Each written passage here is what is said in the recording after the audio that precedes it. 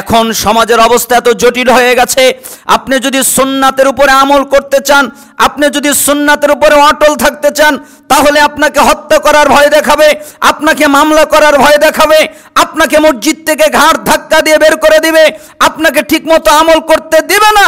আপনি যদি সুন্নাতের উপর আমল করতে চান তা করতে পারবেন না।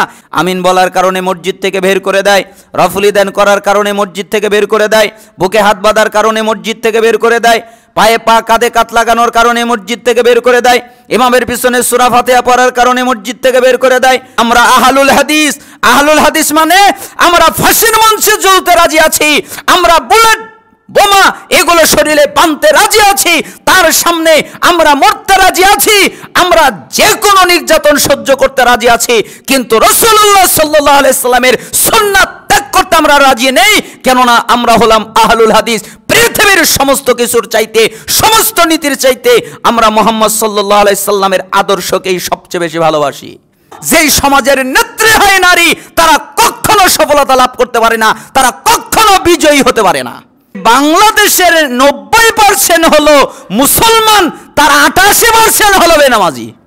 আজকের যুগে স্বাধীনতা দাবি করা হলো, স্বাধীনতা পেয়েছে কথা দাবি করা হলো, কিন্তু আমার প্রশ্ন হলো স্বাধীনতা দাবি করার পরে তারা স্বাধীনতা পেয়েছে এ কথা বলার পরে তাদের উচিত ছিল সংবিধানকে ভেঙে দেওয়া, সংবিধানের যত পদ্ধতি আছে সবগুলো ধ্বংস করে দেওয়া, আর কোরআনের সংবিধানকে কায়েম করে দেওয়া। যারা সালাত আদায় করে তারা তোমাদের দ্বীনি ভাই, যারা সালাত আদায় করে না তারা তোমাদের দ্বীনি ভাই না। সালাত তো তাকে পাপ থেকে বাঁচাবে, কথা আল্লাহ বলেছেন, আল্লাহ তো মিথ্যা বলে না, আল্লাহ যা বলেন সত্য বলেন।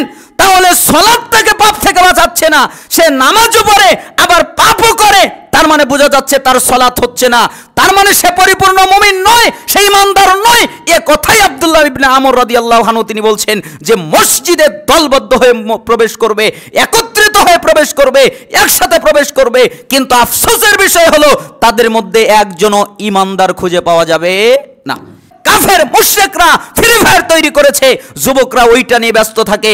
ওরা যেভাবে তাদের ব্রেনটাকে ইউজ করতে চায়, যুবকদের ব্রেনটাকে নষ্ট করতে চায়। ওরা চায় একটা তথ্য যে ফ্রি ফায়ারের মাধ্যমে মুসলমানদের সন্তানদের ব্রেন টেস্ট করে, কার ব্রেন কেমন ওটা ওই গেমসের মাধ্যমে ওরা বুঝতে পারে। যখন তোমরা দুনিয়াকে ভালোবাসবে, দুনিয়া নিয়ে ব্যস্ত হয়ে থাকবে, দুনিয়া নিয়ে মগ্ন হয়ে থাকবে, আর মৃত্যুকে ভয় করবে, হক কথা বললে কে যেন আমাকে কি বলে, সত্য কথা বললে কে যেন আমাকে কি বলে, হক কথা বললেও আমাকে মেরে ফেলতে পারে, সত্য কথা বললেও আমাকে মেরে ফেলতে পারে। আজকে মুসলমানেরা মার খাওয়ার প্রধান লক্ষ্য হলো তাদের অন্তরের মধ্যে দুনিয়া ঢুকে গেছে এবং তারা মৃত্যুকে ভয় করে, এই কারণে তাদের পরাজিত তারা হচ্ছে। কিয়ামতের আগে কিছু আভাস দেখা যাবে যা মানুষ বুঝতে পারবে, দেখতে পারবে, হাদিসে তার উল্লেখ রয়েছে। তার সম্পর্কে কয়েকটি দলিল ভিত্তিক কথা বলার চেষ্টা করব। আল্লাহ সুবহানাহু ওয়া তাআলা আমাদেরকে যেন বোঝার তৌফিক দান করেন। এখানে আরেকটি কথা বলে রাখা ভালো হয়, আপনারা মসজিদে যখন আসবেন তখন দুটি নিয়ত করে আসতে হবে। একটি হচ্ছে আমি মসজিদে যাচ্ছি জ্ঞান অর্জন করতে, এই নিয়ত। আরেকটি হচ্ছে আমি সালাত আদায় করতে যাচ্ছি। কেন? রাসূলুল্লাহ সাল্লাল্লাহু আলাইহি ওয়াসাল্লামের সময়ে জ্ঞান অর্জন করার প্রাণ কেন্দ্র ছিল মসজিদ। মসজিদ থেকেই জ্ঞান চর্চা করা হতো, জ্ঞান অর্জন করা হতো। সেজন্যই রাসূলুল্লাহ সাল্লাল্লাহু আলাইহি ওয়াসাল্লাম আত-তারগীব ওয়াত তারহিব, সহিহ আত-তারগীব ওয়াত তারহিবের ৮৬ নম্বরে একটি হাদিস এসেছে।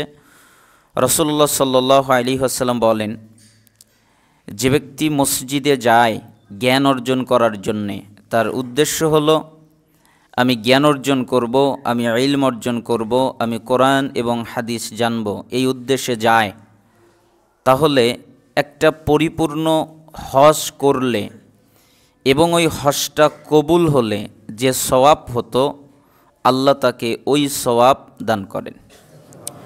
এজন্য সালাফরা বলতেন দুটি নিয়তে মসজিদে যেতে হয়, একটি হচ্ছে জ্ঞান অর্জন করা, আরেকটি হচ্ছে সালাত আদায় করা। এজন্য আপনারা যখন মসজিদে আসবেন যে কোনো ওয়াক্তে, তখন অবশ্যই জ্ঞান অর্জন করতে এবং সালাত আদায় করতে আসবেন। আল্লাহ সুবহানাহু ওয়া তাআলা আমাদেরকে তৌফিক দান করুন। হুযায়ফা রাদিয়াল্লাহু আনহু তিনি বলেন, রাসূলুল্লাহ সাল্লাল্লাহু আলাইহি ওয়াসাল্লাম আমাদের মাঝে দাঁড়ালেন। এরপরে কিয়ামত পর্যন্ত যা কিছু হবে সব কিছু তিনি বর্ণনা করলেন, যে এটা হবে, সেটা হবে, এটা ঘটবে, সেটা ঘটবে।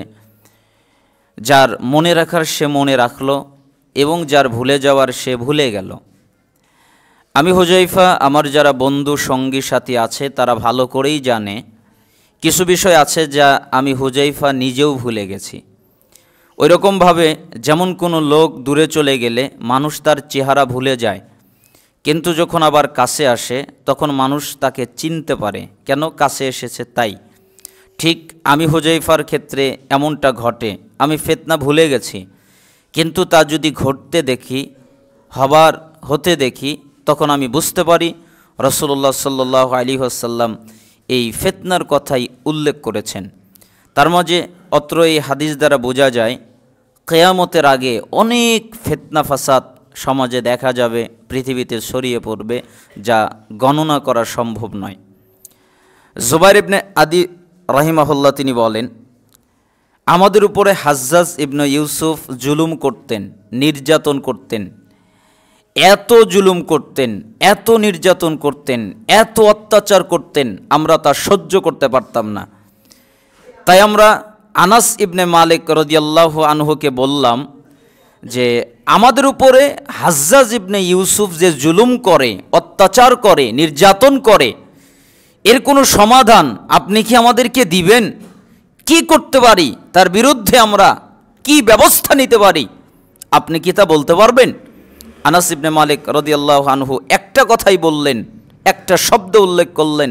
তিনি বললেন, ইসবিরু, তোমরা ধৈর্য ধারণ করো, তোমরা ধৈর্য ধারণ করো, ধৈর্য অবলম্বন করো, ধৈর্যশীল হও। কেন? প্রত্যেকটা পরবর্তী যুগ আগের যুগের চেয়ে খারাপ হবে। তোমরা এখন যে যুগে বসবাস করছো, এখন যেই যুগে আসো, আগের যেই যুগ তার চেয়ে খারাপ হবে। 10 বছর পরে আরও খারাপ হবে, 20 বছর পরে আরও খারাপ হবে।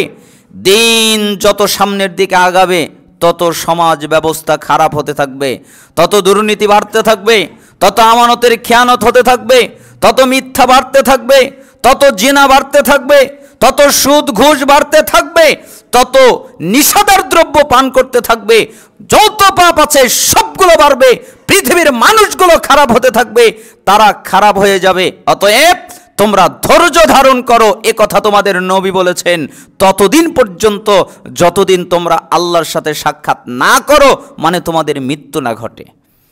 অত্র হাদিস দ্বারা বোঝা যায় দিন যত সামনের দিকে যাবে মানুষ তত খারাপের মধ্যে পড়ে যাবে। এই জন্য আনাস ইবনে মালিক রাদিয়াল্লাহু আনহু ধৈর্য ধারণ করার কথা বললেন। কিয়ামতের পূর্বের একটা জরুরি ফিতনা, নবী মুহাম্মদ সাল্লাল্লাহু আলাইহি ওয়াসাল্লামের রেখে যাওয়া ইসলাম পাওয়া যাবে না। তিনি যে ইসলাম রেখে গেছেন, তিনি যে দিন রেখে গেছেন, ওই ইসলাম পাওয়া যাবে না, ওই দিন পাওয়া যাবে না। কেন? উম্মে দারদা রাদিয়াল্লাহু আনহু তিনি বলেন, দাখালা আলাইয়া আবু দারদাই ওয়া হুয়া মুগদবুন। একদিন আবু দারদা রাদিয়াল্লাহু আনহু ঘরের মধ্যে প্রবেশ করলেন রাগান্বিত অবস্থায়, খুব রাগ করে। এত রাগ কোনোদিন করেননি, এত রাগ আর কোনোদিন তাকে করতে দেখা যায়নি। তিনি রাগ করে খুব রাগান্বিত অবস্থায় ঘরের মধ্যে প্রবেশ করলেন। তাই আমি জিজ্ঞেস করলাম, মা আকদাবা, কি ব্যাপার, আপনি রাগ করেছেন কেন, আপনার রাগের কারণটা কি? তখন আবু দারদা তিনি বললেন, ওয়াল্লাহি, আল্লাহর কসম, আল্লাহর শপথ, আল্লাহর কসম করে বলছি, মা আরিফু মিন উম্মতি মুহাম্মাদিন সাল্লাল্লাহু আলাইহি ওয়াসাল্লাম শাইআ ইল্লা আন্নাহুম ইউসাল্লুনা জামিআ। জামাতে নামাজ আদায় করা ছাড়া, জামাতে সালাত আদায় করা ছাড়া মুহাম্মদ সাল্লাল্লাহু আলাইহি সাল্লামের দ্বীনের কোনো কিছু আমি এখন সমাজে দেখতে পাচ্ছি না। তাই রেগে ঘরের মধ্যে প্রবেশ করেছি। তার মানে মুহাম্মদ সাল্লাল্লাহু আলাইহি সাল্লামের দ্বীনের কিছু নাই, অবশিষ্ট নাই, ধ্বংস হয়ে গেছে। এই হাদিসটি বুখারীর 650 নম্বরে এসেছে। তার মানে আবু দারদা রাদিয়াল্লাহু আনহু তিনি এই কথা বললেন যে জামাতে নামাজ আদায় করা পাওয়া যায়, কিন্তু মুহাম্মদ সাল্লাল্লাহু আলাইহি সাল্লামের দ্বীনের কিছু আর অবশিষ্ট নাই, ধ্বংস হয়ে গেছে। একই কথা বললেন তিরমিজির 2447 নম্বর হাদিসে আনাস ইবনে মালিক রাদিয়াল্লাহু আনহু তিনি বলেন, মা আরাফু শাইআ মিম্মা কুননা আলাইহি আলা রাসূলিল্লাহ সাল্লাল্লাহু আলাইহি ওয়াসাল্লাম, যে নবী মুহাম্মদ সাল্লাল্লাহু আলাইহি সাল্লামের সময়ে চর্চিত দিনের কিছুই আমি এখন সমাজে দেখতে পাচ্ছি না। সাহাবীরা বললেন, ফাকুলতু আইনা সলা, সালাত তো আছে, নামাজ তো আছে, আপনি বলছেন কিছু দেখতে পাচ্ছি না, কিন্তু আমরা তো দেখছি সালাত আছে, নামাজ আছে। তখন তিনি বললেন, আওয়ালাম তাসনাউ ফি সালাতিকুম মা কাদ আলিমতুম, শোনো নামাজের ভিতরে কি অলসতা তৈরি করেছে, নামাজের ভিতরে কি অবহেলা তৈরি করেছে তা তো তোমরা দেখতে পাচ্ছই। নামাজ আছে, সালাত আছে, কিন্তু তার মধ্যে অবহেলা আছে, তার মধ্যে অলসতা আছে। ওরা অলসতার সাথে সালাত আদায় করে, অবহেলার সাথে সালাত আদায় করে। উসমান রাদিয়াল্লাহু আনহু যখন ইন্তেকার করলেন, শাহাদাত বরণ করলেন, তারপরে মুসলিমদের মাঝে দ্বন্দ্ব লেগে গেল ক্ষমতা কেন্দ্রিক। ওই দ্বন্দ্বের সময় আবু দারদা রাদিয়াল্লাহু আনহু, আনাস ইবনে মালিক রাদিয়াল্লাহু আনহু একথা উল্লেখ করলেন যে রাসূলের সময়ে চর্চিত দিনের কিছু আমি এখন সমাজে দেখতে পাচ্ছি না। ওই সময়ে যদি একথা তিনি উল্লেখ করেন, তাহলে আজকের যুগে যদি তারা বেঁচে থাকতেন, তাহলে কি যে বলতেন ভাষায় বলা যাচ্ছে না, কি যে তারা বলতেন, কি যে উল্লেখ করতেন, তা আপনাকে আমি বোঝাতে পারবো না। এখন সমাজের অবস্থা এত জটিল হয়ে গেছে, আপনি যদি সুন্নাতের উপরে আমল করতে চান, আপনি যদি সুন্নাতের উপরে অটল থাকতে চান, তাহলে আপনাকে হত্যা করার ভয় দেখাবে, আপনাকে মামলা করার ভয় দেখাবে, আপনাকে মসজিদ থেকে ঘাড় ধাক্কা দিয়ে বের করে দিবে, আপনাকে ঠিকমতো আমল করতে দিবে না। আপনি যদি সুন্নাতের উপরে আমল করতে চান, তা করতে পারবেন না। কেন? মুহাম্মদ সাল্লাল্লাহু আলাইহি সাল্লামের দিনের সম্পূর্ণ অংশ এখন আর সমাজে পাওয়া যাচ্ছে না, দেখা যাচ্ছে না। গুটি কয়েক জায়গায় আছে। আমিন বলার কারণে মসজিদ থেকে বের করে দেয়, রফুলি দান করার কারণে মসজিদ থেকে বের করে দেয়, বুকে হাত বাঁধার কারণে মসজিদ থেকে বের করে দেয়, পায়ে পা কাঁধে কাত লাগানোর কারণে মসজিদ থেকে বের করে দেয়, ইমামের পিছনে সূরা ফাতিহা পড়ার কারণে মসজিদ থেকে বের করে দেয়। আরও যত সুন্নাতি পদ্ধতিতে আমল রয়েছে, হাদিসের মধ্যে যা বর্ণিত হয়েছে, রাসূল সাল্লাল্লাহু আলাইহি সাল্লাম যেটা করতে বলেছে, ওই কাজটা যদি উম্মাতরা করে তাহলে তাদেরকে বের করে দেয়। এজন্য রাসূল সাল্লাল্লাহু আলাইহি সাল্লাম বলেছেন, শোনো তোমাদের সামনে আসছে ধৈর্যের যুগ, ওই সময় তোমাদেরকে ধৈর্য ধারণ করতে হবে, ধৈর্য অবলম্বন করতে হবে। কেন? যেরকম হাতের তালুতে অঙ্গার রাখা কষ্টকর হয়ে যায়, ঠিক ঈমান রাখা কষ্টকর হয়ে যাবে, সুন্নাতের উপরে অটল থাকা কষ্টকর হয়ে যাবে। কিন্তু ওই সময়ে কেউ যদি আমার সুন্নাতের উপরে অটল থাকে, তাহলে তোমরা 50 জন সাহাবী শহীদ হয়ে জেনে কি পাবে? আমার একটা উম্মত আমার সুন্নাতের উপরে অটল থেকে তারা 50 জন শহীদের সব একাই পাবে। তার মানে বোঝা যাচ্ছে সুন্নাতের উপরে অটল থাকা কঠিন হয়ে যাবে। তাই তো আমি মাঝে মধ্যে বলি যে আমরা আহলুল হাদিস। আহলুল হাদিস মানে আমরা ফাঁসির মঞ্চে জ্বলতে রাজি আছি, আমরা বুলেট বোমা এগুলো শরীরে বাঁধতে রাজি আছি, তার সামনে আমরা মরতে রাজি আছি, আমরা যে কোনো নির্যাতন সহ্য করতে রাজি আছি। কিন্তু রাসূলুল্লাহ সাল্লাল্লাহু আলাইহি সাল্লামের সুন্নাত ত্যাগ করতে আমরা রাজি নেই। কেননা আমরা হলাম আহলুল হাদিস। পৃথিবীর সমস্ত কিছুর চাইতে, সমস্ত নীতির চাইতে আমরা মুহাম্মদ সাল্লাল্লাহু আলাইহি সাল্লামের আদর্শকেই সবচেয়ে বেশি ভালোবাসি। এই জন্য বলতে চাচ্ছিলাম, মুহাম্মদ সাল্লাল্লাহু আলাইহি সাল্লামের দিনের চর্চিত দিন সমাজের মধ্যে পাওয়া যাবে না। আপনি যদি খুঁজে খুঁজে দেখেন, তাহলে দেখবেন রাসূলুল্লাহ সাল্লাল্লাহু আলাইহি সাল্লামের দিনের পরিপূর্ণ অংশ সমাজের মধ্যে পাওয়া যাচ্ছে না। সালাতের মধ্যে বিদআত ঢুকিয়ে ফেলেছে, যাকাতের মধ্যে বিদআত ঢুকিয়ে ফেলেছে, সিয়ামের মধ্যে বিদআত ঢুকিয়ে ফেলেছে, হজের মধ্যে বিদআত ঢুকিয়ে ফেলেছে। আমি আগে ভাবতাম যে হজ এমন একটা ইবাদত যেখানে মনে হয় শিরিক কেউ করে না, এটা আমার ধারণা ছিল। কিন্তু আল্লাহ তাআলা যখন আমাকে ওমরায় নিয়ে গেলেন, আল্লাহ সুবহানাহু ওয়া তাআলা আমাকে নিয়ে গেলেন, তখন আমি কিছু লোককে দেখলাম, আমার সাথী ভাই, তারা কবুতরের সামনে কিছু খাবার দিচ্ছে। কি গম নিয়ে গেছে, চাউল নিয়ে গেছে, কালাই নিয়ে গেছে, আরও কি নিয়ে গেছে, এগুলো ছিটিয়ে খাওয়াচ্ছে। তো আমি কাছে গিয়ে তাকে দেখলাম এই কারবার করছে। তখন আমি ভাবলাম যে মনে হয় আনন্দ করে খাওয়াচ্ছে, তাই আর আমি কিছু বললাম না। তো হঠাৎ করে জিজ্ঞেস করলাম যে আপনি তো খুব ভালো মানুষ, ভালো আপনার মন মেজাজ, যে আপনি পাখিদেরকে সুন্দর করে খাওয়াচ্ছেন। তখন বললো, না এখানে কাজ আছে, তুমি জানো তা কাজ কি? আমি বললাম, কি কাজ? যে আমার এলাকার মা বোনেরা আমাকে এই খাদ্যগুলো দিয়ে দিয়েছে, এই গম দিয়েছে, এই চাউল দিয়েছে, যে মক্কায় যে কবুতরগুলো উড়ে ওদেরকে খাওয়ালে সন্তান হবে। আমি ভাবতাম যে ওইখানে হয়তো শিরিক করে না, কিন্তু বাংলাদেশের মানুষ খুব আজীব মানুষ, এরা মক্কায় গিয়েও শিরিক করে, এমনকি কাবা ঘরের মধ্যে গিয়ে করে। কিভাবে বুঝলাম? আমি কাবা ঘর তাওয়াফ করছি, আমার অন্য আরেকজন সাথী ভাই তাওয়াফ করছে, তিনি ভিড়ের মধ্যে যাওয়ার জন্য চেষ্টা করছে।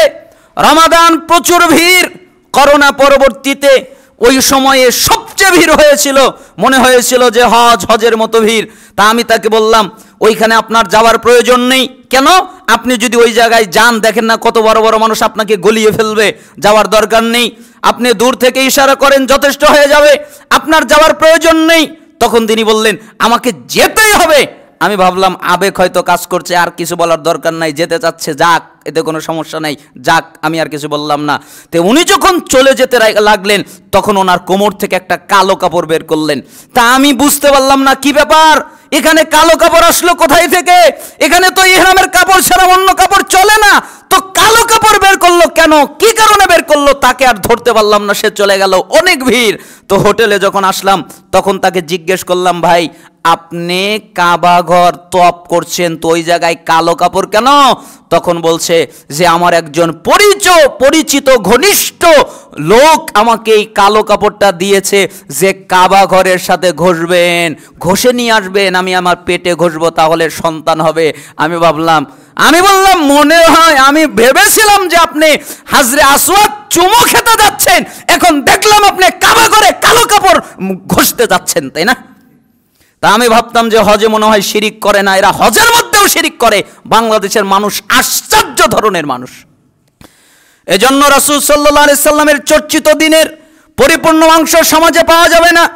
আপনাকে আমি দুটি উদাহরণ দিয়ে বুঝালাম হজের মধ্যে তারা হজ করতে গিয়ে কি পরিমাণ শিরিক করে, আরো যে কত শিরিক করে, আরো যে কত বিদআত করে, আরো যে কত বিদআতি কাজ কারবার করে, এটা যদি নিজের চোখে দেখা না যায় তাহলে বোঝা খুব কঠিন হয়ে যাবে। আল্লাহ সুবহানাহু ওয়া তাআলা আমাদেরকে মুহাম্মদ সাল্লাল্লাহু আলাইহি সাল্লামের আনিত দ্বীনের উপরে অটল থাকার, কায়েম থাকার তৌফিক দান করুন। কিয়ামতের পূর্বে আর একটা ফিতনা ঘটবে, মুমিনের সংখ্যা কমে যাবে। আবু হুরায়রা রাদিয়াল্লাহু আনহু তিনি বলেন, রাসূলুল্লাহ সাল্লাল্লাহু আলাইহি ওয়াসাল্লাম বলেছেন, বাদাল ইসলামু গরীবান ওয়া সায়াউদু কামা বাদা গরীবান ফাতুবা লিল গুরাবা। ইসলাম শুরু হয়েছে অল্প কিছু লোকের মাধ্যমে, আবার ইসলাম ফিরে যাবে অল্প কিছু লোকের মধ্যে। সুতরাং এই অল্প সংখ্যক লোকেদের জন্য তুবা বৃক্ষের সুসংবাদ, তার মানে জান্নাতের সুসংবাদ। সেই জন্য মিশকাতের 159 নম্বর হাদিস এটা। এই হাদিস দ্বারা সালাফরা মন্তব্য করছেন যে হকের একটা আলামত হচ্ছে, হকের একটা নিদর্শন হচ্ছে অল্প কিছু মানুষ দিয়েই শুরু হয়, আবার অল্প কিছু মানুষের মধ্যেই হকটা সীমাবদ্ধ থাকে, বেশিরভাগ মানুষই হকের উপরে অটল থাকে না। এজন্যই আল্লাহ তাআলা আয়াত নাজিল করেছেন সূরা আনআমের 116 নম্বর আয়াত, ওয়াইং তুতি আকসারা মান ফিল আরদি ইউদিল্লুকা আন সাবিলিল্লাহ। হে নবী, আপনি যদি দুনিয়ায় যারা বসবাস করে এদের অধিকাংশ মানুষের কথা যদি আপনি শোনেন এবং মেনে নেন, তাহলে তারা আপনাকে আল্লাহর পথ থেকে দূরে সরিয়ে ফেলবে। কেন? ওরা অনুমান ভিত্তিক কথা বলে, ওরা আন্দাজে কথা বলে, অনুমান ছাড়া, আন্দাজ ছাড়া ওদের কাছে কিচ্ছু নাই। আপনি যদি জিজ্ঞেস করেন যে ভাই আপনি যে এভাবে সালাত আদায় করেন এই পদ্ধতিটা কোথায় পেলেন, তখন উনি বলবে এত বড় হুজুর কি কম বোঝে? আমার মুফতি সাহেব কি কিছু বোঝে না? তিনি কি মাদ্রাসায় পড়ে নাই? তিনি কি দাওরাই হাদিস করে নাই? তিনি কি বুখারী পড়ে নাই? এরকম কথা বলবে। এ কথাই আল্লাহ বলছেন ওরা অনুমান ভিত্তিক কথা বলে, ওরা ধারণায় কথা বলে। তার মানে কিয়ামতের পূর্বে একটা ভয়ঙ্কর ফিতনা ঘটবে, সেটা হলো মুমিনদের সংখ্যা কমতে থাকবে আর বেঈমানদের সংখ্যা বাড়তে থাকবে।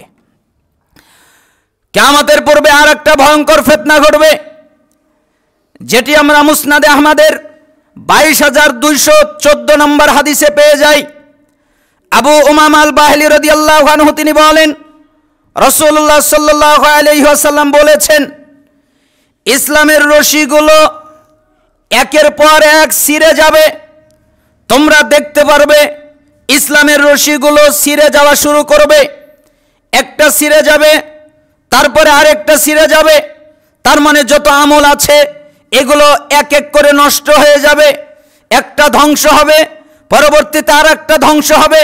ইসলামের যতগুলো রশি আছে এক এক করে ছিঁড়ে যাবে। এরপরে মানুষ তার পরেরটা ধরে থাকার চেষ্টা করবে। ফাআওয়ালুহুন্না নাকদাল হুক, সর্বপ্রথম যে রশিটা ছিঁড়ে যাবে সেটা হলো শাসন ব্যবস্থার রশি। তোমরা শাসন ব্যবস্থা পাবে না, শাসন ব্যবস্থা নষ্ট হয়ে যাবে, শাসন ব্যবস্থা ধ্বংস হয়ে যাবে। এজন্যই মুহাম্মদ সাল্লাল্লাহু আলাইহি সাল্লাম বলতেন, যেই সমাজের নেত্রী হয় নারী, ওই সমাজের লোকেরা কখনো সফলতা লাভ করতে পারে না, কখনো কল্যাণ লাভ করতে পারে না, কখনো ভালো কিছু দেখতে পারে না, কখনো তারা সুখের মধ্যে থাকতে পারে না, কখনো তারা স্বস্তির মধ্যে থাকতে পারে না, কখনো তারা শান্তির মধ্যে থাকতে পারে না, কখনো তারা রহমতের মধ্যে থাকতে পারে না, কখনো তারা বারাকাতের মধ্যে থাকতে পারে না। কেন? যেই সমাজের নেত্রী হয় নারী, তারা কখনো সফলতা লাভ করতে পারে না, তারা কখনো বিজয়ী হতে পারে না। এজন্যই রাসূলুল্লাহ সাল্লাল্লাহু আলাইহি সাল্লাম বলতেন যে শাসন ব্যবস্থা চলে যাবে। আজকে যদি আপনি তাকিয়ে দেখেন দেশগুলোর দিকে, তাহলে দেখবেন শাসন ব্যবস্থা নেই, ইসলামী শাসন ব্যবস্থা নেই। আজকের যুগে স্বাধীনতা দাবি করা হলো, স্বাধীনতা পেয়েছে কথা দাবি করা হলো, কিন্তু আমার প্রশ্ন হলো, স্বাধীনতা দাবি করার পরে তারা স্বাধীনতা পেয়েছে এ কথা বলার পরে তাদের উচিত ছিল সংবিধানকে ভেঙে দেওয়া, সংবিধানের যত পদ্ধতি আছে সবগুলো ধ্বংস করে দেওয়া, আর কোরআনের সংবিধানকে কায়েম করে দেওয়া। কিন্তু তারা এটা করতে পারেনি। ওই কুফরি সংবিধানের উপরেই তারা আবার কি শপথ পাঠ করলো। তাহলে ওই কুফরি সংবিধানের উপরে যদি শপথ পাঠ করা হয় তাহলে অবশ্যই সেই ইসলাম থেকে আবার বের হয়ে যায়। এজন্য আল্লাহ সুবহানাহু ওয়া তাআলার দ্বীন কায়েম করতে হবে, আল্লাহ সুবহানাহু ওয়া তাআলার কোরআনের বিধান বাস্তবায়ন করতে হবে। আল্লাহ সুবহানাহু ওয়া তাআলা আমাদেরকে তৌফিক দান করুন। তার মানে শাসন ব্যবস্থা চলে যাবে। ওয়া আখিরুহুন্নাস সালাহ, আর সর্বশেষ যেটা চলে যাবে সেটা হলো সালাত, নামাজ চলে যাবে। সালাত পাওয়া যাবে না, নামাজ পাওয়া যাবে না।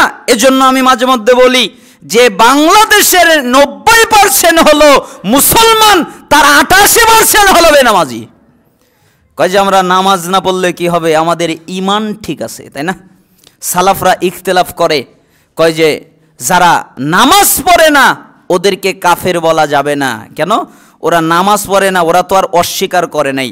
এই জন্য আমি মাঝে মধ্যে বলি যে আপনার ওই ভোতা বুদ্ধি দিয়ে কি হবে, এমন কি হাদিস পৃথিবীতে আছে, সহিহ হোক জয়ীফ হোক জাল হোক, এমন কি হাদিস পৃথিবীতে আছে যে আল্লাহর নবী বলেছেন যারা সালাত অস্বীকার করলো ওরা কাফের?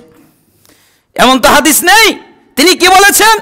যারা সালাত ত্যাগ করলো ওরা কাফের, যারা সালাত ত্যাগ করলো ওরা মুশরিক। অনেকগুলো দলিল আছে, প্রমাণ আছে, আমি আপনাকে 4টা অনুবাদ করে শোনাচ্ছি। একটা হচ্ছে মুসলিমের 82 নম্বর হাদিস, ইন্না বাইনা রাজুল ওয়া বাইনা শিরক ওয়াল কুফর তারকুস সালাহ, নিশ্চয় একটা ব্যক্তি, একটা কাফের, একটা মুশরিক, এদের মধ্যে পার্থক্য সালাত। যারা সালাত আদায় করে তারা ঈমানদার, যারা সালাত আদায় করে না তারা কাফের, তারা মুশরিক। একথা একদিন আমি আলোচনা করছিলাম, তখন একজন আলেম আমাকে জিজ্ঞেস করলেন, তিনি আমাকে একটা দলিল দিলেন। তিনি আমাকে বললেন, নামাজ ত্যাগ করার কারণে আপনি কাফের বলতে পারেন না কেন? আমি বললাম কি কারণে? তখন উনি আমাকে বললেন, রাসূল সাল্লাল্লাহু আলাইহি ওয়াসাল্লাম বলেছেন, সিবাবুল মুসলিম ফুসুকুন ওয়া কিতালুহু কুফরুন, মুসলিমকে গালিগালাজ করা ফাসিকি এবং মুসলিমকে হত্যা করা কুফরি। তাহলে বলেন, সিফিনের যুদ্ধে সাহাবীরা সাহাবীদের বিরুদ্ধে যুদ্ধ করলো, একজন আরেকজনের দ্বারা নিহত হয়ে গেল, তাহলে কি সাহাবীরা কাফের? আমি বললাম আস্তাগফিরুল্লাহ, তা হবে কেন, তারা তো কাফের নয়। তখন উনি মন্তব্য করলেন, যেহেতু সাহাবীরা মুসলমানকে মারলে এটাও কুফরি, এই কুফরের কারণে কেউ কাফের হয় না, তাই নামাজ যদি না পড়ে ও ব্যক্তিও কাফের হবে না। তখন আমি ওনাকে বললাম, আপনার বুঝ আর সালাফদের বুঝ একরকম নয়। কেন?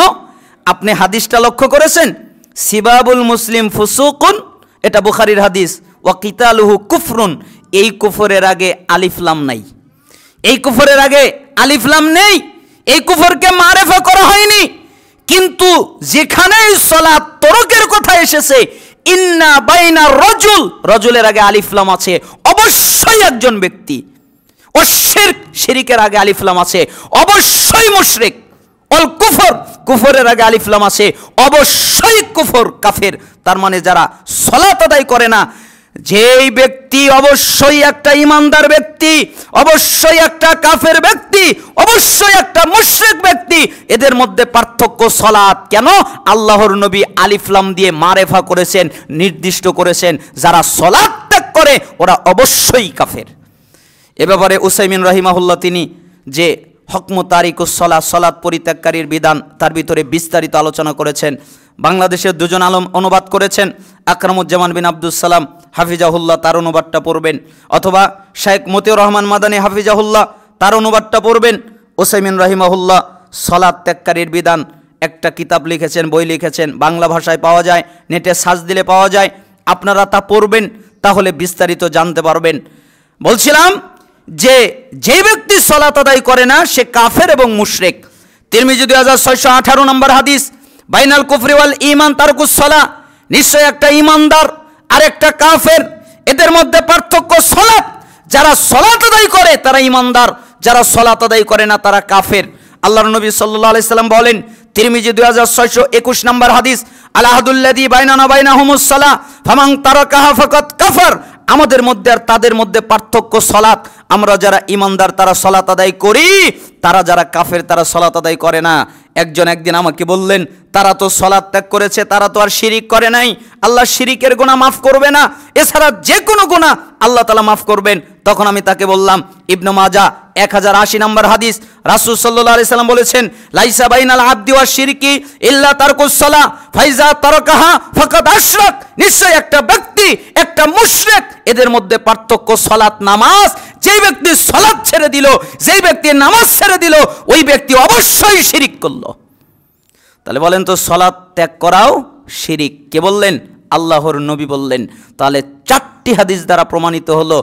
21টা হাদিস আমার মুখস্থ আছে, এ ব্যাপারে সময়ের ব্যবধানে আপনাকে আমি 4টা শোনালাম। 4টি হাদিস দ্বারা প্রমাণিত হয়ে গেল যারা সালাত আদায় করে না ওরা ঈমানদার নাই। এমনকি পরবর্তী প্রজন্ম সাহাবী আব্দুল্লাহ বিন মাসউদ রাদিয়াল্লাহু আনহু তিনি বলেন, মান তারাকাস সালাহ ফালা দীন লাহু। যারা সালাত আদায় করে না তাদের কোনো দিন ধর্ম নেই। আলী রাদিয়াল্লাহু আনহু বলেন, মাল্লাম ইউসাল্লি ফাহুয়া কাফিরুন। যারা সালাত আদায় করে না ওরা কাফের। আবু দারদা রাদিয়াল্লাহু আনহু তিনি বলেন, লা ঈমানা লিমান লা সালাত লাহু। ওই ব্যক্তির ঈমান নেই যেই ব্যক্তি সালাত আদায় করে না। এমনকি ওমর ইবনুল খাত্তাব রাদিয়াল্লাহু আনহু, এই কাহিনীটা আপনারা জানেন, রাসূলুল্লাহ সাল্লাল্লাহু আলাইহি ওয়াসাল্লামের সম্মানিত সাহাবী, ইসলামের দ্বিতীয় খলিফা ওমর ইবনুল খাত্তাব রাদিয়াল্লাহু আনহু, তাকে কেউ হত্যা করবে এরকম সাহস কেউ রাখতো না। কিন্তু একজন ঘাতক চিন্তা করলেন কিভাবে তাকে হত্যা করা যায়, কোনো সমাধান না পেয়ে তখন তিনি ভাবলেন সলাতের মধ্যে তাকে হত্যা করা সহজ হবে। কেন? সলাতে তার মনোযোগ বসে যায়, সলাতের ভিতরে মনোযোগ দিয়ে সলাত আদায় করে। আর ফজরের সলাতে হত্যা করা সহজ হবে। কেন?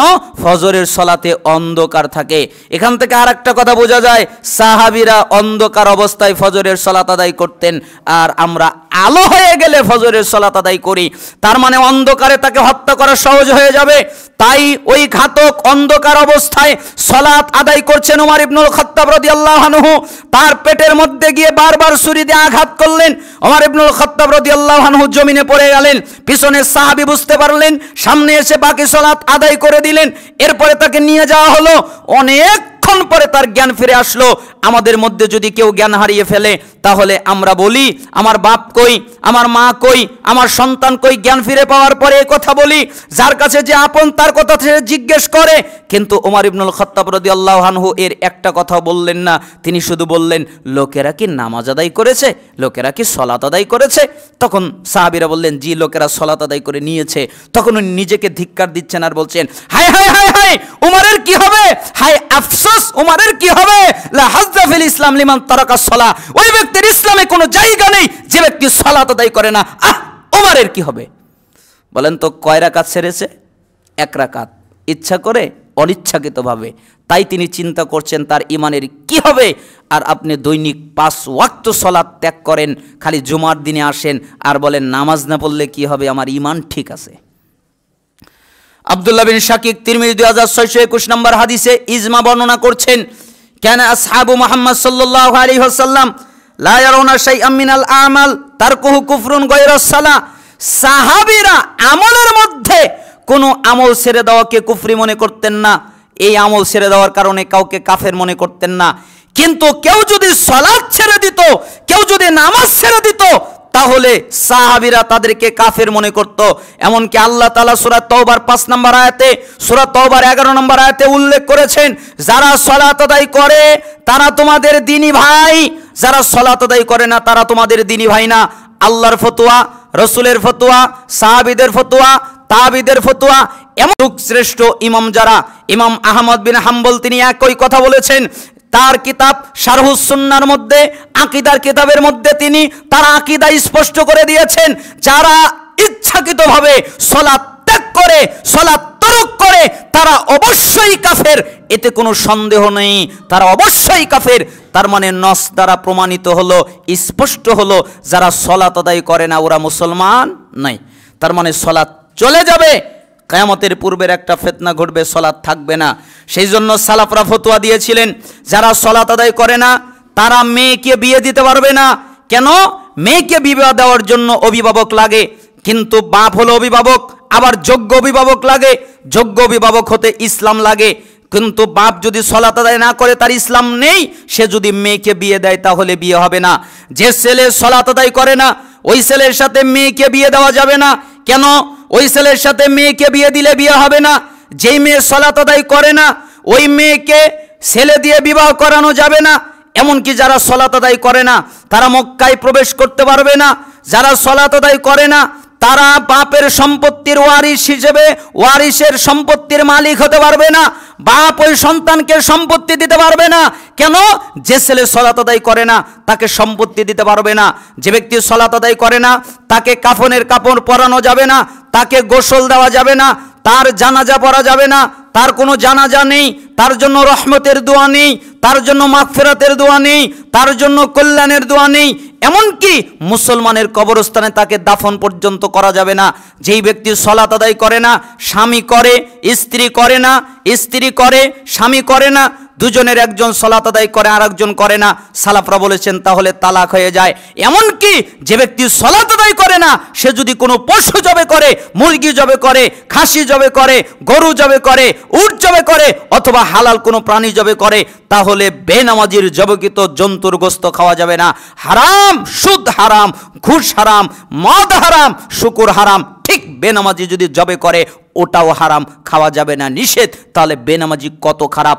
আসমানের নিচে জমিনের উপরে সবচেয়ে বর্বর, সবচেয়ে খারাপ হচ্ছে ওই ব্যক্তি যে ব্যক্তি সালাত আদায় করে না। আর যে সালাত আদায় করে না ও আজ পর্যন্ত এক নেকি ইনকাম করতে পারেনি, তার আমলনামায় কোনো নেকি নাই। কেন? রাসূলুল্লাহ সাল্লাল্লাহু আলাইহি সাল্লাম বলেছেন, আউয়ালু মা ইউহাসাবু বিহিল আবদু ইয়াউমাল কিয়ামাতিস সালাহ ফাইন সালাহা সালাহা সাইরু আমালিহি ওয়া ইন ফাসাদাত ফাসাদা সাইরু আমালিহি। কিয়ামতের দিন সর্বপ্রথম হিসাব হবে সালাতের। যার সালাত টিকে যাবে ও যত ইবাদত করেছে সব টিকবে, যার সালাত টিকবে না ও যত ইবাদত করেছে সবগুলো বাতিল হয়ে যাবে, সবগুলো বরবাদ হয়ে যাবে। আমি আপনাদেরকে অনুরোধ করছি শুধুমাত্র জুমার সালাত আদায় করবেন, এর মধ্যেই ক্ষান্ত নয়, 5 ওয়াক্ত সালাত জামাতের সাথে আদায় করার চেষ্টা করবেন। আল্লাহ সুবহানাহু ওয়া তাআলা আমাদেরকে তৌফিক দান করুন। আলহামদুলিল্লাহি ওয়াহদা ওয়াসসালাতু ওয়াসসালামু আলা রাসূলিল্লাহ, আম্মা বাদ। সমস্ত প্রশংসা আল্লাহ তাআলার জন্যে, সালাত এবং শান্তি বর্ষিত হোক আমাদের প্রিয় নবী মুহাম্মদ সাল্লাল্লাহু আলাইহি ওয়াসাল্লামের উপরে। আমরা বলছিলাম কিয়ামতের পূর্বাভাস, তার মধ্যে একটা হচ্ছে শাসন ব্যবস্থা থাকবে না, তার মধ্যে আরেকটা হচ্ছে সালাত থাকবে না। কিয়ামতের পূর্বে আরেকটা ফিতনা ঘটবে, সেই ফিতনাটা হলো মানুষ মসজিদে প্রবেশ করবে, কিন্তু আফসোসের বিষয় হলো ইমানদার খুঁজে পাওয়া যাবে না। আব্দুল্লাহ ইবনে আমর রাদিয়াল্লাহু আনহু তিনি বলেন, ইয়াতিন নাস জামানুন ইয়াজতামিউনা ফিল মাসাজিদ ওয়া লাইসা ফীহিম মুমিন। মুস্তাদরিক হাকিম 8365 নম্বর হাদিস। তিনি বলেন, অচিরেই মানুষ দলবদ্ধ হয়ে মসজিদে প্রবেশ করবে, একত্রিত হয়ে মসজিদে প্রবেশ করবে, দলবদ্ধ হয়ে তারা মসজিদে আসবে, একত্রিত হয়ে তারা মসজিদে আসবে। কিন্তু দুঃখের বিষয় হলো যত জন মসজিদে প্রবেশ করবে তাদের মধ্যে সত্যিকারের একজনও ইমানদার খুঁজে পাওয়া যাবে না। অর্থাৎ এরকম অবস্থায় একদিন ঘটবে। তাই তো রাসূলুল্লাহ সাল্লাল্লাহু আলাইহি সাল্লামের উপরে নাজিল হওয়া আয়াতের কথা মনে পড়ে যায়, যেখানে আল্লাহ তাআলা বলেছেন, ইন্নাস সালাতা তানহা আনিল ফাহশাই ওয়াল মুনকার, নিশ্চয়ই সালাত তাকে যাবতীয় অশ্লীলতা থেকে, অন্যায় থেকে, পাপাচার থেকে বিরত রাখে। কিন্তু আমরা সমাজের দিকে তাকালে দেখি সালাত আদায় করে সুদ খায়, সালাত আদায় করে ঘুষ খায়, সালাত আদায় করে জিনা ব্যভিচার করে, সালাত আদায় করে খিয়ানত করে, সালাত আদায় করে ওয়াদা ভঙ্গ করে, সালাত আদায় করে মিথ্যা বলে, সালাত আদায় করে গীবত করে, সালাত আদায় করে আরও যত পাপ আছে সবগুলো করে। তার মানে পাপ থেকে সে বাঁচতে পারছে না। তাতে বোঝা যাচ্ছে আল্লাহ সুবহানাহু ওয়া তাআলার নাজিলকৃত আয়াত অনুযায়ী তার সলাতই হচ্ছে না। কেন? সলাত তো তাকে পাপ থেকে বাঁচাবে, কথা আল্লাহ বলেছেন। আল্লাহ তো মিথ্যা বলে না, আল্লাহ যা বলেন সত্য বলেন। তাহলে সলাত তাকে পাপ থেকে বাঁচাচ্ছে না, সে নামাজও পড়ে আবার পাপও করে, তার মানে বোঝা যাচ্ছে তার সলাত হচ্ছে না। তার মানে সে পরিপূর্ণ মুমিন নয়, সে ঈমানদার নয়। এ কথাই আব্দুল্লাহ ইবনে আমর রাদিয়াল্লাহু আনহু তিনি বলছেন যে মসজিদে দলবদ্ধ হয়ে প্রবেশ করবে, একত্রিত হয়ে প্রবেশ করবে, একসাথে প্রবেশ করবে, কিন্তু আফসোসের বিষয় হলো তাদের মধ্যে একজনও ঈমানদার খুঁজে পাওয়া যাবে না। কিয়ামতের পূর্বে আর একটা ফিতনা ঘটবে, প্রকাশ্যে মুনাফিকি চলবে, মানুষ মুনাফিকি প্রকাশ্যে করে বেড়াবে, মুনাফিকি দেখা যাবে, কে কে মুনাফিকি করছে এটা বোঝা যাবে। এজন্য হুযায়ফা ইবনুল ইয়ামান রাদিয়াল্লাহু আনহু তিনি বলেন যে ইন্নাল মুনাফিকিনা আলিয়াউমা শাররুম মিনহুম আলা হাদিন নবী সাল্লাল্লাহু আলাইহি ওয়াসাল্লাম, আজকের যুগের যারা মুনাফিক ওরা রাসূলের যুগের মুনাফিকের চেয়ে খারাপ, ওরা রাসূলের যুগের মুনাফিকের চেয়ে জঘন্য, ওরা রাসূলের যুগের মুনাফিকের চেয়ে বর্বর, ওরা রাসূলের যুগের মুনাফিকের চাইতে অসভ্য। কেন? কারণ কেন ইয়াউমাইদিন ইউসিরুনা ওয়াল ইয়াউমা ইয়াজহারুন, আজকের যুগের যারা মুনাফিক ওরা মুনাফিকি করে প্রকাশ্যে, আর রাসূলের যুগের যারা মুনাফিক ওরা মুনাফিকি করত গোপনে, তাই না? রাসূলুল্লাহ সাল্লাল্লাহু আলাইহি সাল্লামের সময়ের যারা মুনাফিক ওরা মুনাফিকি করতো গোপনে। আল্লাহ আয়াত নাজিল করতেন যে এ কিন্তু মুনাফিক, ও কিন্তু মুনাফিক, ও কিন্তু মুনাফিকি, ওর ভিতরে মুনাফিকের আলামত আছে, ও কিন্তু মুনাফিক, এটা জানিয়ে দিতেন। তার মানে মক্কার মুনাফিকেরাও গোপনে মুনাফিকি করত, কিন্তু আজকের যুগের মুসলমানেরা মুনাফিকি করে প্রকাশ্যে, দেখিয়ে দেখিয়ে মুনাফিকি করে। এ কথাই সাহাবী হুযায়ফা ইবনুল ইয়ামান তিনি বললেন। বুখারীর ৭১১৩ নম্বর হাদিস, ৭১১৪ পরবর্তী হাদিসটাই সাহাবী বলছেন যে রাসূলুল্লাহ সাল্লাল্লাহু আলাইহি সাল্লামের সময়ে মুনাফিকের হুকুম ছিল নিফাক। ওই সময় যারা মুনাফিকি করত তারা নিফাকের মধ্যে জড়িয়ে যেত। আর আজকের যুগে যারা মুনাফিকি করছে এটা হলো কুফরি, অর্থাৎ এটা কুফরির পরিমাণ। আজকের যুগের মুনাফিক কুফরির পর্যায়ে, কুফরির আলামত দেয়, কুফরির পর্যায়ে যায়, এ কথা তিনি বললেন। তার মানে বোঝা যায় আজকের যুগের মুনাফিকরা প্রকাশ্যে মুনাফিকি করবে। আপনি সমাজে তাকিয়ে দেখেন যে মুনাফিকরা প্রকাশ্যে মুনাফিকি করে বেড়াচ্ছে। কিয়ামতের পূর্বে আর একটা ভয়ঙ্কর ফিতনা ঘটবে। 5369 নম্বর হাদিস মিশকাতুল মাসাবিতে এসেছে, সাওবান রাদিয়াল্লাহু আনহু বলেন এর আলামত হলো পৃথিবীর সমস্ত জাতি, পৃথিবীর সমস্ত গোষ্ঠী মুসলমানদের বিরুদ্ধে ঐক্যবদ্ধ হবে, একজোট হবে। সাওবান রাদিয়াল্লাহু আনহু তিনি বলেন রাসূলুল্লাহ সাল্লাল্লাহু আলাইহি ওয়াসাল্লাম বলেছেন, অদূর ভবিষ্যতে তোমাদের বিরুদ্ধে অন্যান্য জাতির লোকেরা, ইহুদি বলো, খ্রিস্টান বলো, বৌদ্ধ বলো, গ্রিক বলো, নাসারা বলো, অগ্নিপূজক বলো, যত ধর্মের লোকেরা আছে তারা ঐক্যবদ্ধ হবে। ওই রকম করে যেভাবে খাবার পাত্রের দিকে তারা ঐক্যবদ্ধ হয় খাবার খাওয়ার জন্য, দস্তরখানে প্লেটগুলো রাখা আছে, এরপরে তারা খাবার খাওয়ার জন্য সবাই চতুর্দিক থেকে ওই দস্তরখানায় একত্রিত হয়ে যায়, ঠিক তোমাদের মুসলমানদেরকে ধ্বংস করার জন্য ওরা ঐক্যবদ্ধ হবে। তোমাদেরকে খাবার তোমাদেরকে খেয়ে ফেলার জন্য ওরা ঐক্যবদ্ধ হবে। তাই সাওবান রাদিয়াল্লাহু আনহু জিজ্ঞেস করলেন, আল্লাহর নবী, কি আমরা কি তখন সংখ্যায় অল্প হব? এই কারণে আমাদের অবস্থা এরকম হবে যে আমরা সংখ্যায় খুব অল্প হব, আমাদের সংখ্যা খুব কম হবে, তাই অন্য জাতিরা আমাদের বিরুদ্ধে জয়লাভ করবে, এই কারণে? তখন রাসূলুল্লাহ সাল্লাল্লাহু আলাইহি ওয়াসাল্লাম বললেন, না, তোমাদের অবস্থা হবে অনেক, তোমরা অনেক থাকবে, তোমাদের সংখ্যা অল্প নয়, কিন্তু তোমাদের অবস্থা হবে স্রোতে ভেসে যাওয়া আবর্জনার মতো। যেরকম আবর্জনা স্রোতে ভেসে যায় তার কোনো শক্তি নেই, তার কোনো সামর্থ্য নেই, সে দাঁড়াতে পারে না, সে উঠতে পারে না, যেদিকে তাকে ঠেলে নিয়ে যায় ওই দিকেই চলে যায়। ঠিক কাফের আর মুশরিকরা তোমাকে যেদিকে ঠেলে নিয়ে যাবে ওই দিকেই তুমি চলে যাবে, ওই দিকেই তুমি অগ্রসর হবে। কাফের মুশরিকরা ফ্রি ফায়ার তৈরি করেছে, যুবকরা ওইটা নিয়ে ব্যস্ত থাকে। ওরা যেভাবে তাদের ব্রেনটাকে ইউজ করতে চায়, যুবকদের ব্রেনটাকে নষ্ট করতে চায়। ওরা চায় একটা তথ্য যে ফ্রি ফায়ারের মাধ্যমে মুসলমানদের সন্তানদের ব্রেন টেস্ট করে, কার ব্রেন কেমন, ওটা ওই গেমসের মাধ্যমে ওরা বুঝতে পারে যে মুসলমানের ব্রেন এরকম, ওর সন্তানের ব্রেন এরকম। গেমসের মাধ্যমে ওরা ব্রেনকে টেস্ট করে, কার ব্রেন কিরকম, ওরা ধুলাই করে, যাচাই করে, এরপরে তারা অবস্থান নেয় আর ওর ভিতরে তাদেরকে আসক্ত করে তৈরি করে রেখে দেয় যেন ওর ভিতর থেকে তারা বের হতে না পারে। যেমন ব্লু হোয়েল ছিল, আরো কতগুলো গেম ছিল, আরো কতগুলো জিনিস আছে মোবাইলের ভিতরে, কতগুলো জিনিস ঘুরপাক খাচ্ছে। ফেসবুক রয়েছে, টিকটক রয়েছে, টুইটার রয়েছে, ইউটিউব রয়েছে, তারপরে শর্ট রিলিজ আরো কি রয়েছে, এগুলো রয়েছে। যখন কেউ এর মধ্যে ঢোকে সময় কেউ কোথায় দিয়ে চলে যায় বুঝতেই পারে না। এজন্য রাসূলুল্লাহ সাল্লাল্লাহু আলাইহি সাল্লাম বললেন তোমাদের অবস্থা হবে স্রোতে ভেসে যাওয়া আবর্জনার মতো। সালাফরা বলতেন আবর্জনার মতো মানে দাঁড়াতে পারবে না, উঠতে পারবে না। ইহুদি খ্রিস্টানরা যেভাবে ওদেরকে ধাক্কা দেবে ওরা ওইভাবেই যাবে। তখন রাসূলুল্লাহ সাল্লাল্লাহু আলাইহি সাল্লাম বললেন এটা হবে কেন জানো?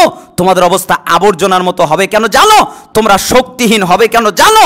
তোমাদের অন্তরের ভিতরে ওহন ঢুকবে তাই। তখন রাসূলুল্লাহ সাল্লাল্লাহু আলাইহি সাল্লামের সাহাবীরা জিজ্ঞেস করলেন আল্লাহর নবী ওহন কি? এটা তো বুঝতে পারলাম না। তখন তিনি বললেন হব্বুদ দুনিয়া ওয়া কারাহিয়াতুল মাউত।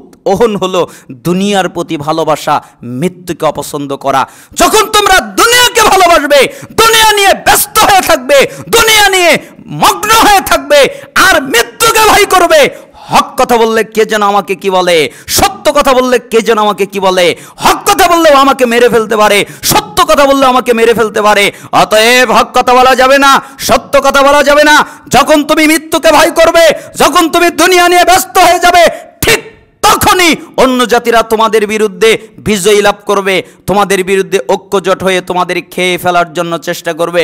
এজন্য রাসূলুল্লাহ সাল্লাল্লাহু আলাইহি সাল্লাম একটা হাদিসের মধ্যে বলেছিলেন বাদিরু বিল আমালি ফিতানান কাকিতু আইলাইলিল মুসলিম ইসবিহুর রাজুলু মুমিনা ওয়া ইউমসি কাফিরা ওয়া ইউমসি মুমিনা ওয়া ইসবিহু কাফিরা ইয়াবিহু দীনাহু বিআরদিম মিনাদ দুনিয়া। তিনি বললেন শোনো, অন্ধকার রাতের টুকরার মতো ফিতনা নাজিল হওয়ার আগেই তোমরা আমলের মাধ্যমে প্রস্তুতি গ্রহণ করো। যখন ফিতনা নিপতিত হবে, অন্ধকার রাতে কিছু দেখা যায় না, ঠিক যখন ফিতনা নিপতিত হবে তোমরা কোনটা সত্য কোনটা ভালো এটা বুঝতে পারবে না, এটাকে পার্থক্য করতে পারবে না। তোমাদের জন্য কঠিন হয়ে যাবে, সত্য মিথ্যা পার্থক্য করা জটিল হয়ে যাবে। শোনো, ওই সময় কেউ সকালে থাকবে মুমিন, সন্ধ্যায় হবে কাফের, সন্ধ্যায় থাকবে মুমিন, সকালে হবে কাফের। কেন?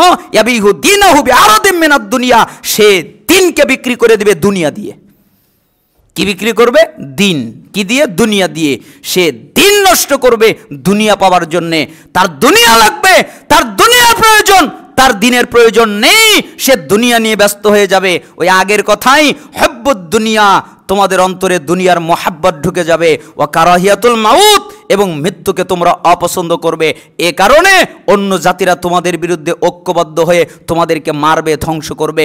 আজকে মুসলমানেরা মার খাওয়ার প্রধান লক্ষ্য হলো তাদের অন্তরের মধ্যে দুনিয়া ঢুকে গেছে এবং তারা মৃত্যুকে ভয় করে। এই কারণে তাদের পরাজিত তারা হচ্ছে।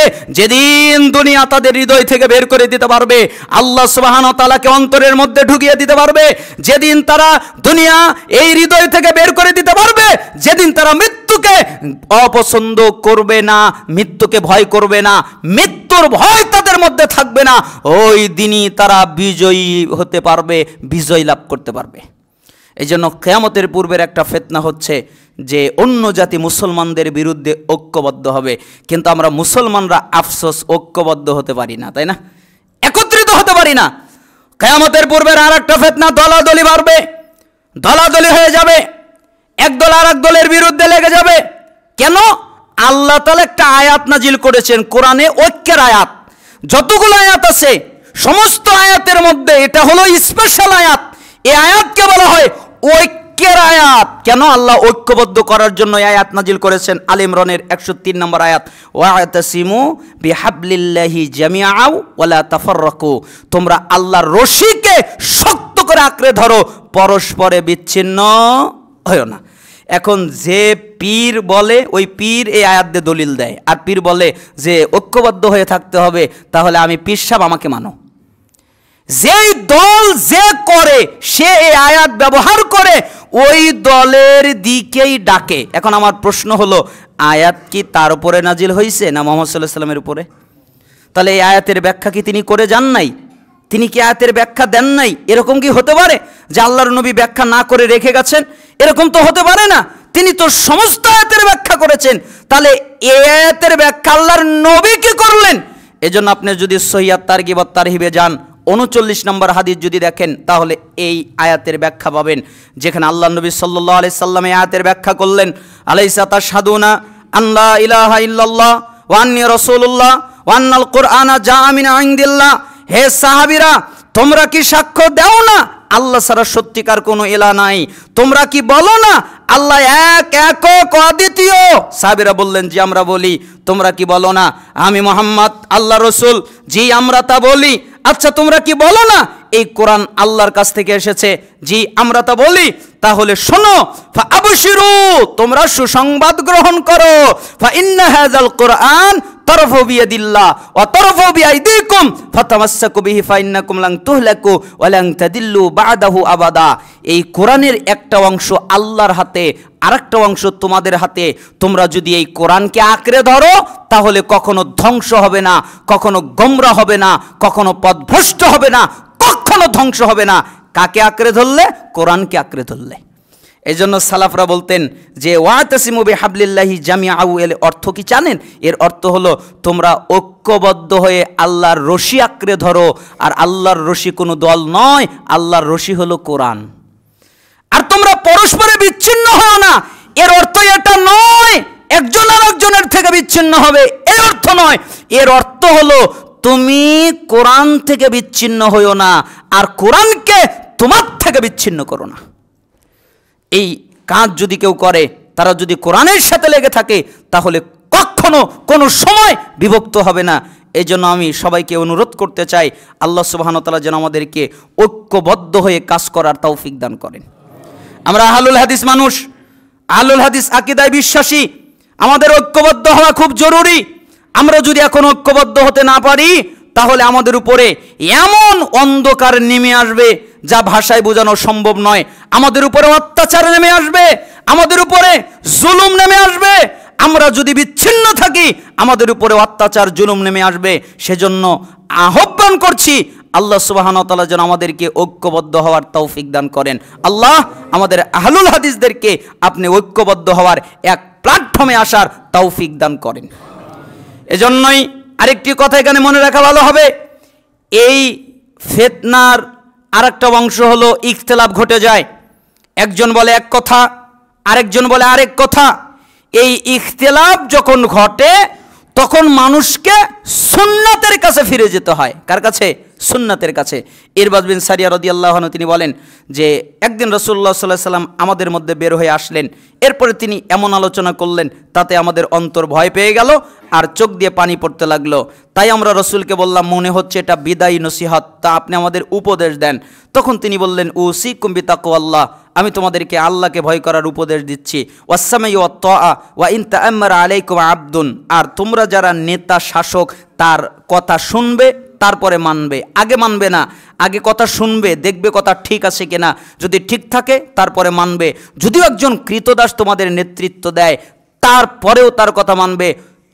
ওয়াইন্নাহু মান ইয়াইশ মিনকুম বাদি ফাসায়ারা ইখতিলাফান কাসীরা ফাআলাইকুম বিসুন্নতি ওয়া সুন্নাতিল খুলাফাইর রাশিদিন আল মাহদিয়িন আদ্দু আলাইহা বিন নওয়াজিস। আর তোমরা যারা আমার পরে বেঁচে থাকবে, তারা দেখতে পারবে ইখতিলাফ, মতভেদ, মতানৈক্য, একজনের সাথে আরেকজনের মিল নাই, এটা তোমরা দেখতে পারবে। ওই সময় যখন তোমরা উপস্থিত হবে, তখন তোমাদের উপরে আবশ্যক, তোমাদের উপরে কর্তব্য হলো আমি রাসূলের সুন্নাতকে অনুসরণ করা, আমার সাহাবীদের সুন্নাতকে অনুসরণ করা। রাসূলের সুন্নাত, সাহাবীদের সুন্নাত একই। আর তোমরা মারির দাঁত দিয়ে কামড়ে আঁকড়ে ধরবে। মারির দাঁত দিয়ে কাপড় কামড়ে আঁকড়ে ধরলে যেভাবে ছোটানো যায় না, ঠিক তোমরা সুন্নাতকে আমলের মাধ্যমে আঁকড়ে ধরবে, যেন তোমাদের থেকে সুন্নাতকে বিচ্ছিন্ন করা যায় না। ওয়াইয়াকুম মুহদাসাতিল উমুর ফাইন্না কুল্লা বিদআতিন দালালা। আর দিনের মধ্যে নতুন কিছু আবিষ্কার করবা না, নতুন কিছু তৈরি করবা না। কেন? দিনের মধ্যে যা নতুন তৈরি করা হয় অবশ্যই তা গোমরাহি। অন্য হাদিসে এসেছে, আর এই গোমরাহির পরিমাণ, এই ভ্রষ্টতার পরিণাম হলো জাহান্নাম।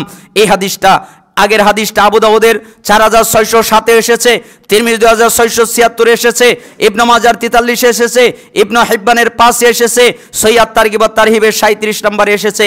তার মানে ইখতিলাফ দেখলে রাসূলের সুন্নাতের দিকে ফিরে যেতে হবে। সেজন্য আমি বলি, ইবাদতের ক্ষেত্রে জায়েজ না জায়েজ দেখতে হয় না, ইবাদতের ক্ষেত্রে যে সমস্যা কি অসুবিধা কি এটা দেখতে হয় না, দেখতে হয় সুন্নাত কি, তাই না? সুন্নাত কি? এজন্য আমি একটা সংজ্ঞা বলি যে সুন্নাত একটা হলো সোজা সংজ্ঞা, আর একটা হলো উল্টা সংজ্ঞা। সোজা সংজ্ঞা কি?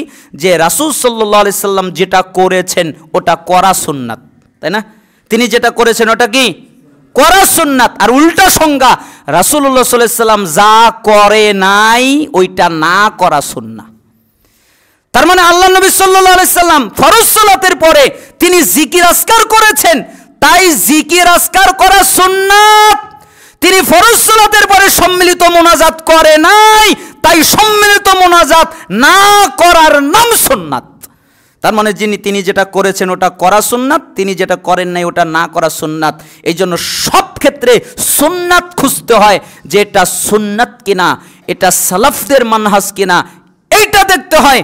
জায়েজ না জায়েজ কিনা, চলবে কিনা, হবে এটা সেটা, অসুবিধা কি, এগুলো দেখতে হয় না। আল্লাহ সুবহানাহু ওয়া তাআলা আমাদের সুন্নাতের উপরে অটল থাকার তৌফিক দান করুন।